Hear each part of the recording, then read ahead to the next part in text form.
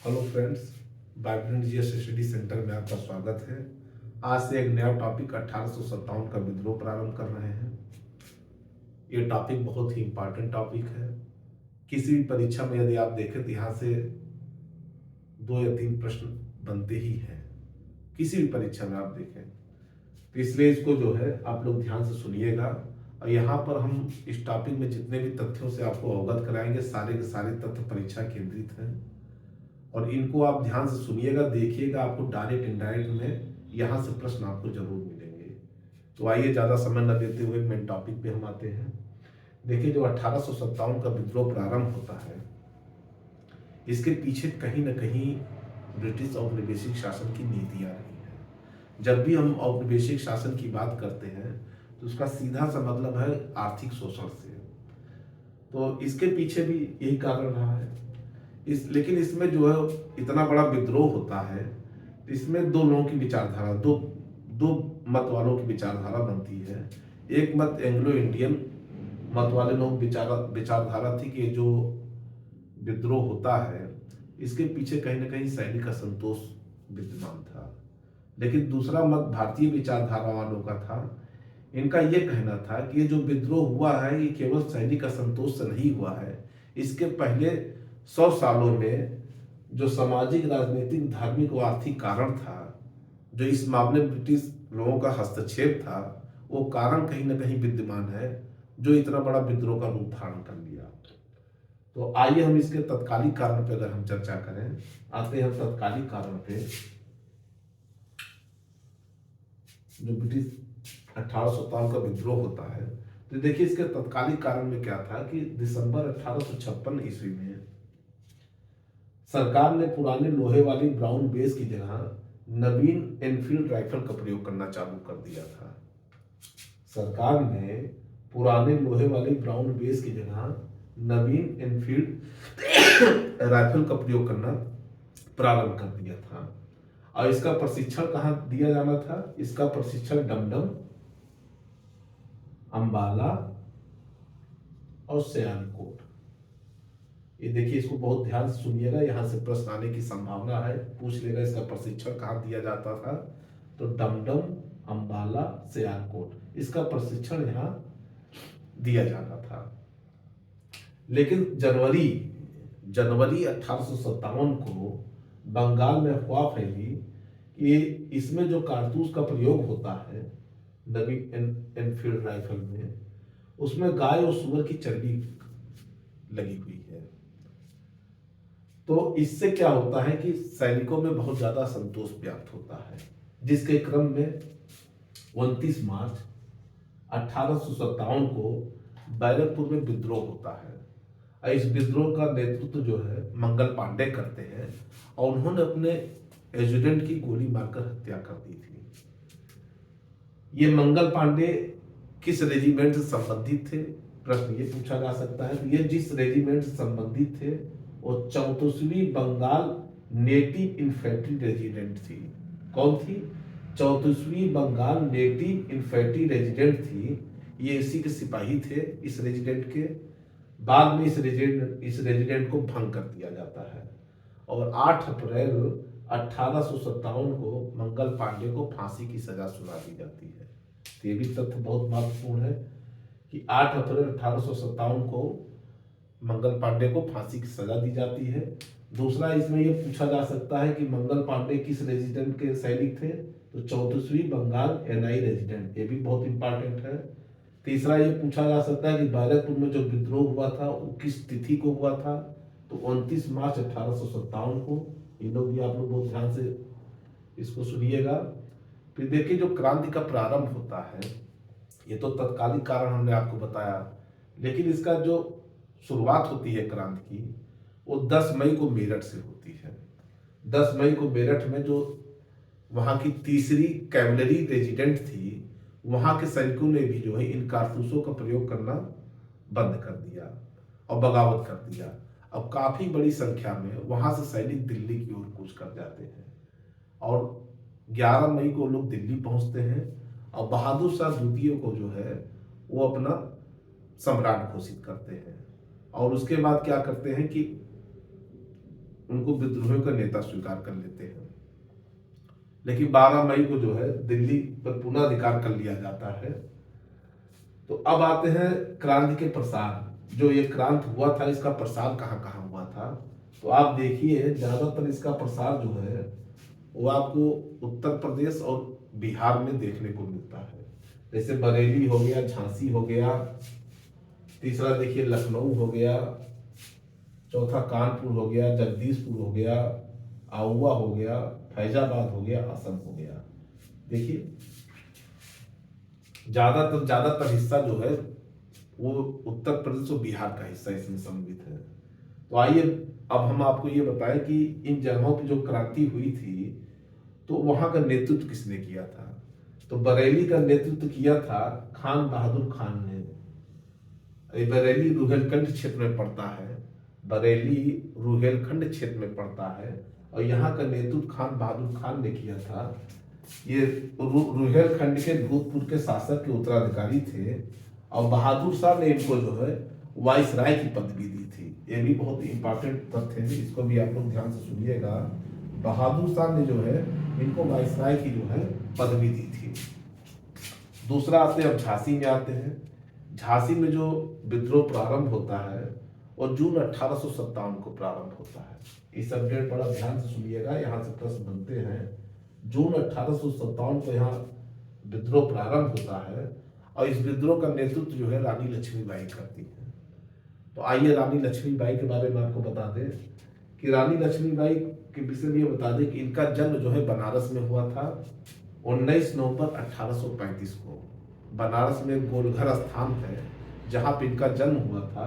और कब हुआ था? 19 नवंबर 1835 ईस्वी को। और 14 वर्ष की अवस्था में इनका विवाह होता है झांसी के जो राजा थे गंगाधर राव से। और इनकी मृत्यु जो है रानी लक्ष्मीबाई की कब होती है? ग्वालियर में होती है, जब वे अंग्रेजों से लड़ते हुए वीर गति को प्राप्त हो जाती है, वो ग्वालियर में। और ये तिथि कब है? 17 जून 1858 को। ये 1858 को वीर गति को प्राप्त होती है। तो इनके बारे में एक अंग्रेज अधिकारी का कहना था, अंग्रेज अधिकारी ह्यूरोज, एक अंग्रेज अधिकारी थे ह्यूरोज, उनका कहना था इनके बारे में, उन्होंने एक कमेंट पास किया था कि भारतीय विद्रोहियों में यहाँ सोई हुई औरत अकेली मर्द है। ये ह्यूरोज का कहना था। ये भी प्रश्न पूछा जाता है, ध्यान से सुनिएगा इसको। ये जितने भी चीजें हम आपको तथ्य बता रहे हैं ये देखिएगा कहीं ना कहीं से डायरेक्ट इनडायरेक्ट से परीक्षा में प्रश्न पूछे जाएंगे। अब आते हैं लखनऊ में। तो लखनऊ में देखिए इसका विद्रोह का जो प्रारंभ होता है वो 30 मई 1857 को होता है। ये देखिए 30 मई 1857 को। और यहाँ का नेतृत्व कौन करता है? बेगम हजरत महल। देखिए बेगम हजरत महल यहाँ का नेतृत्व करती हैं। ये अपने अल्पायु बच्चे जो है, इनका एक अल्पायु मतलब कम उम्र का बच्चा था ब्रिटिश कादिर, उसको नवाब घोषित कर देती है। लेकिन होता क्या है कि 21 मार्च को जो है कैंपेबल ने जो है लखनऊ पर पुनः अधिकार कर लेते हैं। 21 मार्च को कैंपेबल द्वारा लखनऊ पर अधिकार कर लिया जाता है। किसकी सहायता से? गोरखा रेजिमेंट की सहायता से। ये प्रश्न बहुत इंपॉर्टेंट है कि कैंपेबल ने किस रेजिमेंट का प्रयोग किया था? तो गोरखा रेजिमेंट का प्रयोग किया था। तो इसको आप ध्यान से सुनिएगा। फिर उसके बाद कानपुर में विद्रोह होता है। कानपुर में विद्रोह की शुरुआत होती है 5 जून 1857 ईस्वी को। यहाँ का नेतृत्व कौन करते हैं? नाना साहब करते हैं। इनको जो है पेशवा बनाया जाता है। और इनकी सहायता में कौन थे? तात्या टोपे थे। तात्या टोपे, अजीमुल्ला खां। अजीमुल्ला खां इनके सचिव थे। किनके सचिव थे? नाना साहब के सचिव थे। और जो तात्या टोपे थे इनका वास्तविक नाम जो है वो रामचंद्र पांडुरंग था। इनका वास्तविक नाम जो है रामचंद्र पांडुरंग था। इनका जन्म जो है महाराष्ट्र के ये ओला ग्राम में हुआ था। ये अक्सर प्रश्न पूछा जाता है तात्या टोपे का जन्म कहाँ हुआ था? तो महाराष्ट्र के एओला ग्राम में हुआ था। इनको क्रांति दूत के नाम से भी जाना जाता था तात्या टोपे को। दूसरा जो अजीमुल्ला खां थे इनके सहयोगी, वो इनके सचिव थे नाना साहब के। ये भी ध्यान से जरा सुनिएगा। उसके बाद तात्या टोपे के विषय में एक बात और बता दें कि तात्या टोपे जो है ये जब पारो के जंगल में भ्रमण कर रहे थे अंग्रेजों से छुप करके, तो इनके एक मित्र थे मान सिंह। मान सिंह ने इनको धोखा दे दिया, और धोखे से क्या किया कि अंग्रेजों को इनका लोकेशन बता दिया। फिर वहां से गिरफ्तार हो जाते हैं, और 18 अप्रैल 1868 को इनको फांसी की सजा दे दी जाती है। किनको? तात्या टोपे को 18 अप्रैल 1868 को इनको फांसी की सजा सुनाई जाती है। फिर उसके बाद आते हैं जगदीशपुर की बात करते हैं, ये बिहार में पड़ता है जगदीशपुर। यहाँ के शासक थे कुंवर सिंह। उस समय तत्कालीन जिला जो था वो शाहाबाद था, तत्कालीन जिला शाहाबाद था। वर्तमान में इसे भोजपुर के नाम से जाना जाता है, वर्तमान में भोजपुर के नाम से जाना जाता है। तो यहाँ का नेतृत्व कुंवर सिंह ने किया था। फिर आउवा एक स्थान है, आउवा में यहाँ यहाँ जो विद्रोह का नेतृत्व करते हैं वो ठाकुर कौशल सिंह करते हैं। बहुत इंपॉर्टेंट है, ये सब क्वेश्चन पूछे जाते हैं। इन्होंने क्या किया था? अंग्रेजों और जोधपुर की संयुक्त सेना को पराजित किया था। अंग्रेज और जोधपुर की संयुक्त सेना को उन्होंने पराजित किया था। क्योंकि जोधपुर क्या था, उसमें अंग्रेजों को समर्थन दे रहा था। अभी हम आपको आगे बताएंगे कि कितनी रियासतें ने जो है अंग्रेजों को समर्थन किया था। फिर उसके बाद फैजाबाद की बात आती है। फैजाबाद को वर्तमान में अयोध्या कैंट के नाम से जाना जाता है, इसका नाम बदल गया है, इसको वर्तमान में अयोध्या कैंट के नाम से भी जाना जाता है, अयोध्या कैंट के नाम से। यहाँ का नेतृत्व जो कर रहे थे मौलवी अहमदुल्ला कर रहे थे, मौलवी अहमदुल्ला। ये तमिलनाडु के अर्काट जिले के रहने वाले थे। तमिलनाडु में कर्काट स्थान है जहाँ के रहने वाले थे। ये आकर के बाद में फैजाबाद में बस गए थे, और 1857 के विद्रोह में मौलवी अहमदुल्ला बहुत ही मतलब इनका किरदार भी बहुत महत्वपूर्ण था। इनको गिरफ्तार करने के लिए 50,000 का इनाम रखा गया था अंग्रेजों की तरफ से। ये देख लीजिए, ये अंग्रेजों को काफिर कहते थे, क्योंकि ये इनका मानना यह था कि विभिन्न धर्मावलंबियों को इकट्ठा करने के लिए इन्होंने जो है कहा कि सभी लोग एक हो जाओ और हमको काफिरों के विरुद्ध एक होकर के उनसे संघर्ष करना है। तो ये मौलवी अहमदुल्ला थे। फिर उसके बाद असम की बात करते हैं। असम में जो है वहाँ के दीवान थे मनीराम दत्त। ये देखिए बहुत इंपॉर्टेंट है, पूछा जाता है। ये मनीराम दत्त थे। तो ये असम के जो अंतिम राजा थे, अंतिम राजा के पौत्र कंदपेश्वर सिंह। देखिए कंदपेश्वर सिंह, कंदपेश्वर सिंह बहुत ही इंपॉर्टेंट है। तो अंतिम राजा के पौत्र कंदपेश्वर सिंह थे, उनको राजा घोषित करके विद्रोह का नेतृत्व करते हैं। कौन? मनीराम दत्त। बाद में भी पकड़े जाते हैं और इनको फांसी की सजा दे दी जाती है। ये हो गया हमारा, क्या हो गया विद्रोहों का जो है मतलब ये प्रसार कहाँ कहाँ तक विद्रोह हुए। अब इसमें कुछ फैक्ट और है, आपकी चर्चा कर दें जहां से प्रश्न बनते हैं। कभी कभी ये पूछा जाता है कि इस विद्रोह को किसने अपनी आंखों से देखा, कौन इसका मतलब प्रत्यक्ष रूप से इस विद्रोह को देखा है। तो मिर्जा गालिब ने इसको स्वयं देखा था, इस विद्रोह का। आइए मिर्जा गालिब के विषय में कुछ आपसे चर्चा कर दिया जाए। मिर्जा गालिब का जो जन्म हुआ था वो आगरा में हुआ था 27 दिसंबर 1797 ईस्वी को। आगरा में 27 दिसंबर 1797 ईस्वी को।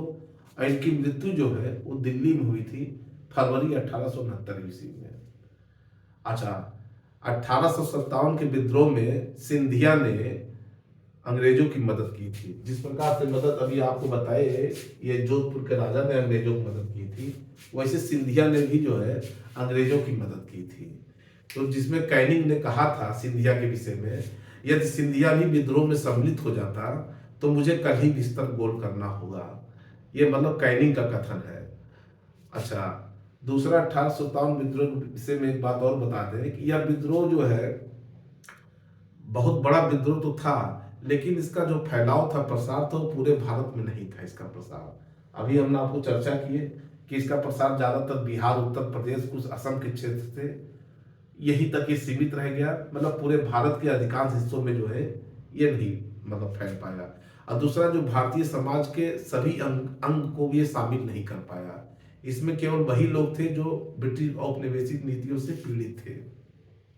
दूसरा जो है, जैसे दक्षिण भारत का हिस्सा हो गया, पूर्वी भारत का हिस्सा हो गया, पश्चिमी भारत का हिस्सा हो गया, जहां पे बिल्कुल विद्रोह नहीं हुआ, मतलब इस विद्रोह से अछूते रह गए।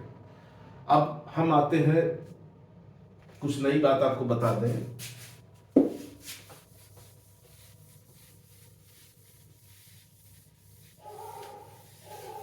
कि इस विद्रोह में जो अंग्रेजों का साथ दिए थे उसमें कौन कौन लोग थे।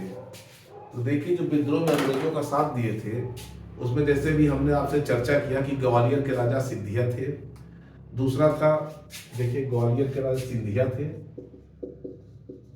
ये ग्वालियर के थे। दूसरा अभी आपको बताएं कि इंदौर के होलकर थे। फिर तीसरा हमने अभी आपको बताया था जोधपुर के राजा थे, जोधपुर के राजा थे। फिर भोपाल के नवाब थे। फिर उसके बाद जो है पटियाला, नाभा, जींद के सिख, ये सब लोग, ये सब जितने थे, हैदराबाद के निजाम थे, इन्होंने अंग्रेजों का समर्थन किया था।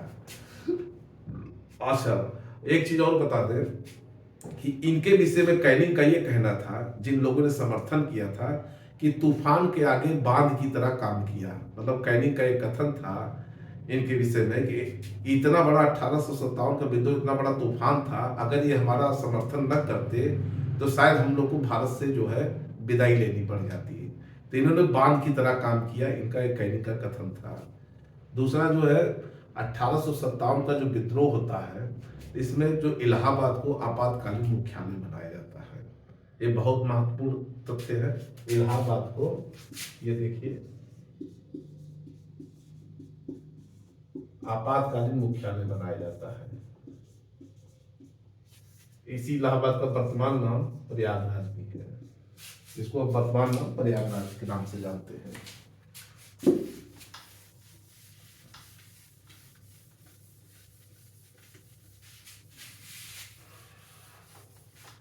इसके बाद देखिए, जब इलाहाबाद का, जब 1857 का विद्रोह होता है, तो इस विद्रोह के समाप्त होने के उपरांत जो है इसमें कुछ सुधार होते हैं। एक न्यायिक क्षेत्र में सुधार होता है, एक सामाजिक क्षेत्र में सुधार होता है। न्यायिक क्षेत्र में सुधार ये होता है कि 1861 के हाई कोर्ट एक्ट के अनुसार मद्रास, बंबई और कलकत्ता में जो है उच्च न्यायालय की स्थापना होती है। मद्रास, बंबई और कलकत्ता में उच्च न्यायालय की स्थापना होती है। और सामाजिक सुधार क्या होता है कि इन्हीं लॉर्ड कैनिंग के समय जो है विधवा पुनर्विवाह अधिनियम पास होता है। तो ये दो महत्वपूर्ण सुधार होते हैं। मद्रास, बंबई और कलकत्ता में उच्च न्यायालय स्थापित किए जाते हैं, और विधवा पुनर्विवाह, ये दो बहुत इंपॉर्टेंट है।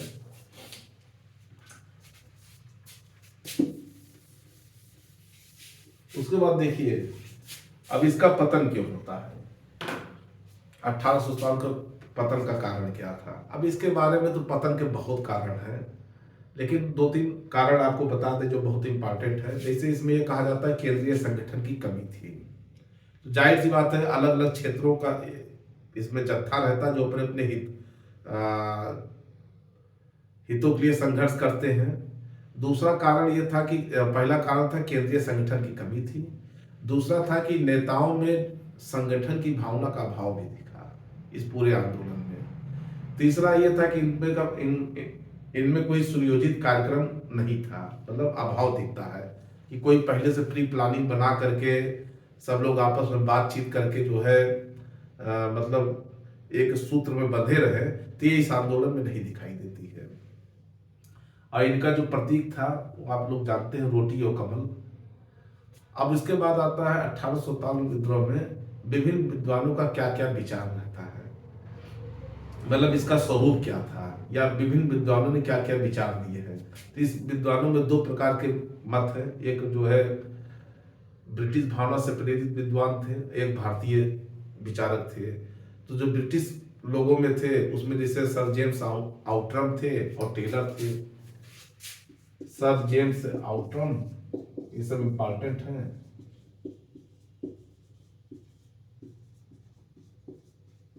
और टेलर, ये दो विद्वान महत्वपूर्ण थे। इन्होंने कहा था कि ये जो विद्रोह हुआ था ये हिंदू मुस्लिम षड्यंत्र का कारण बताया। इन्होंने हिंदू मुस्लिम षड्यंत्र का कारण बताया। दूसरा क्या था कि जॉन लॉरेंस वसीले थे, ये भी ब्रिटिश विचारक थे। इन्होंने इस विद्रोह के पीछे बताया ये सैनिक विद्रोह था, ये जो विद्रोह था ये सैनिक विद्रोह था। तीसरे विचारक थे टी आर होम्स, जो महत्वपूर्ण विचारक हैं। इन्होंने इनका यह कहना था कि यह बर्बरता और सभ्यता के बीच युद्ध था, यह बर्बरता और सभ्यता के बीच युद्ध था। ये तो हो गए जो है मतलब विदेशी विचारक। भारतीय विचारकों का कहना क्या था, इसमें दो तीन महत्वपूर्ण नाम आपको बता दे रहे हैं जहां से प्रश्न आते ही आते हैं। जैसे उसमें बी डी सावरकर थे, बी डी सावरकर बहुत महत्वपूर्ण थे। इनकी एक पुस्तक थी the Indian war of independence 1857, the Indian war of independence 1857। देखिए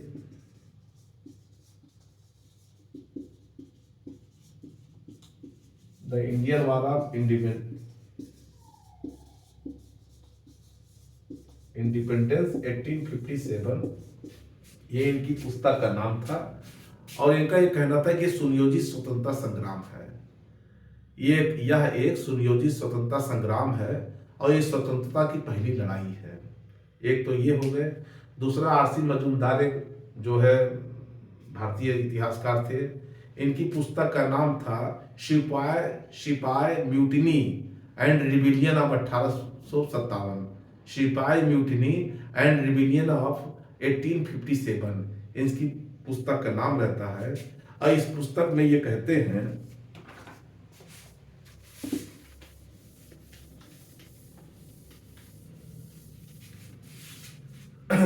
इनका कहना यह है कि तथाकथित प्रथम राष्ट्रीय स्वतंत्रता संग्राम न यह राष्ट्रीय था और न ही प्रथम स्वतंत्रता संग्राम था। ये किसका कहना था? ये आरसी मजूमदार का कहना था। और एक चीज और बता दें, सुरेंद्र नाथ सेन ये सरकारी इतिहासकार थे 1857 के विद्रोह के। तो पूछ लेता है कि 1857 विद्रोह का सरकारी इतिहासकार कौन था? तो एस एन सेन थे, चाहे सुरेंद्र नाथ सेन आप उनको कह सकते हैं। अब यह युद्ध जब खत्म हो जाता है तो इसका परिणाम क्या निकल करके आता है? तो परिणाम ये होता है कि 1 नवंबर 1858 को इलाहाबाद में जो है दरबार आयोजित किया जाता है। इसमें क्या होता है कि जो पहले गवर्नर जनरल थे उनका नाम बदल करके वाइसराय कर दिया जाता है। क्यों किया जाता है? कि अब ईस्ट इंडिया कंपनी का जो शासन था समाप्त कर दिया जाता है और ईस्ट इंडिया कंपनी के जगह अब क्राउन के अधीन कर दिया जाता है। और जब क्राउन के अधीन किया जाता है तो गवर्नर जनरल का नाम हटा करके वाइसराय कर दिया जाता है। एक तो ये सुधार हुआ। दूसरा ये हुआ कि कंपनी का शासन तो समाप्त कर दिया गया। तीसरा ये हुआ कि अब ब्रिटिश साम्राज्य जो है विस्तार नहीं करेगी ज्यादा, मतलब उनके विस्तार पर रोक लगा दिया गया। चौथा ये हुआ कि अब एक समान कानून बनेगा, अलग अलग कानून नहीं बनेगा। इससे भी काफी असंतोष व्याप्त हो जाता था। और पांचवा यह था कि विलय की नीति को अब त्यागना पड़ेगा, मतलब विलय की नीति को समाप्त कर दिया गया। और पहले जो राजाओं को गोद लेने के अधिकार से वंचित कर दिया गया था, अब वो गोद ले सकते हैं, तो गोद लेने की अनुमति भी दिया गया। ये इनका परिणाम था। उसके बाद यह युद्ध समाप्त होता है, टॉपिक समाप्त होता है। फिर एक इसमें टॉपिक और है कि एक पील आयोग का गठन किया गया था। पील आयोग का गठन इसलिए किया गया था कि जो 1857 का विद्रोह हुआ था उसमें ज्यादातर सैनिक जो है अवध और बिहार के थे। तो पील आयोग का जो गठन हुआ उसमें इनके सैनिकों की संख्या कुछ कम की गई। ये तय किया गया कि अब ज्यादातर जो है ज्यादा सैनिक अवध और बिहार से नहीं लिए जाएंगे। इस प्रकार से 1857 का विद्रोह खत्म हुआ।